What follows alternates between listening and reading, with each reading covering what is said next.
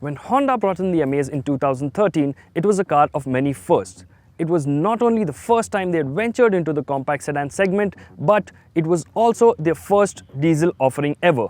Despite venturing into unknown waters, given Honda's trust and reliability, it was well received to say the least.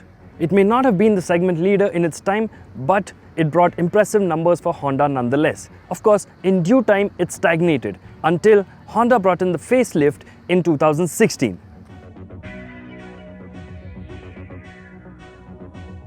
While the refreshed Model 2 did the job during the time, newer products from competitors have somewhat overshadowed the Amaze.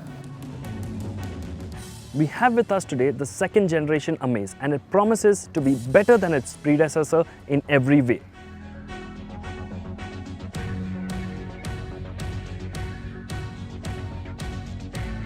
I have always believed the first generation Amaze to be the best looking compact sedans on sale. It looked proportionate and complete, unlike some others that seemed like the designer ran out of paper midway into his job.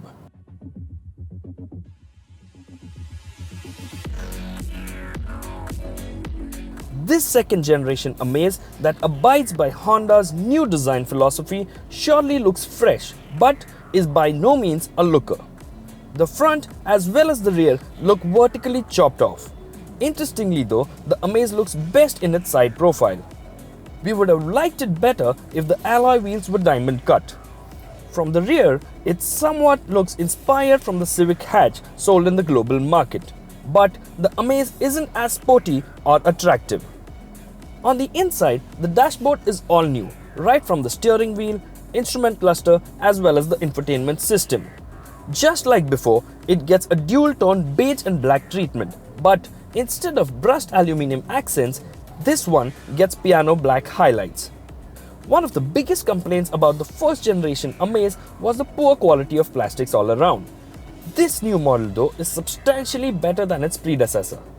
Dominating the dashboard is a large infotainment screen right in the center. The screen resolution is good and the touch interface is responsive too. In fact, the touchscreen felt a lot more intuitive than the one on the City 2. Although the system works perfectly fine, it looks more like an aftermarket installation as opposed to a factory fitment. Honda has only fitted the touchscreen infotainment system in the top spec variants with the manual transmission option. In terms of safety features, the new Amaze gets a lot of equipment as standard, including 2 airbags, ABS and EBD. Honda has hugely improved the seats of the new Amaze too. The front seats on the previous generation model were thin and uncomfortable over long distances. Thankfully, that has been addressed in this 2018 iteration. The seat cushion is just firm enough for comfort and amply supportive too. Under thigh support could have been better though. There's not enough room for tall passengers at the back, and the seat isn't wide enough for 3 passengers either.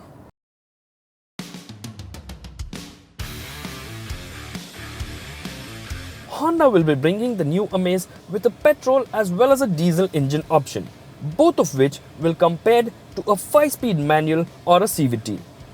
We started the day by driving the diesel manual option. It is the same motor as the earlier Amaze, producing identical power and torque outputs. There's barely any poke below the 1500 RPM, but once the torque kicks in, the engine feels a lot more eager. The diesel manual is best left in its mid-range though. There's enough on tap to gather speed swiftly and maintain it with equal ease. The beauty of the diesel is in its drivability though. The torque spread and the ratios are near perfect for city as well as highway duties. The 5-speed transmission shifts perfectly and effortlessly. Our only grouse with this particular variant is the noise inside the cabin. Surprisingly, this isn't quite the case with the diesel CVT. And that could possibly be because of the 20% less torque and power that it makes in this particular trim. The CVT is superbly calibrated and shifts smoothly across its 7 steps. Apart from the 2 diesels, we also got our hands on the petrol manual. The 1.2 litre motor is as refined and noiseless as we have always known it to be, but pumping out just about 88 horses and 110 Nm, the readiness to pull is somewhat missing.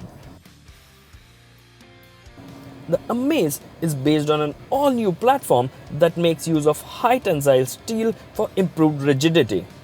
In combination with larger wheels and a heavier steering wheel, this endows the car with impressive handling capabilities.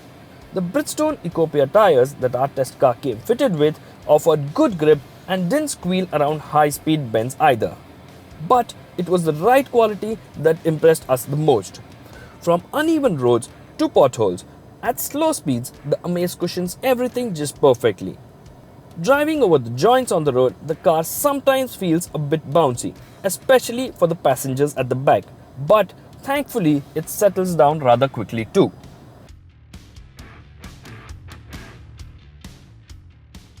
The second generation Amaze had a huge promise to keep, and by no means does it disappoint.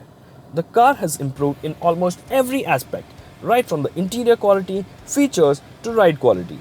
One thing that we wish Honda had worked upon is the petrol motor.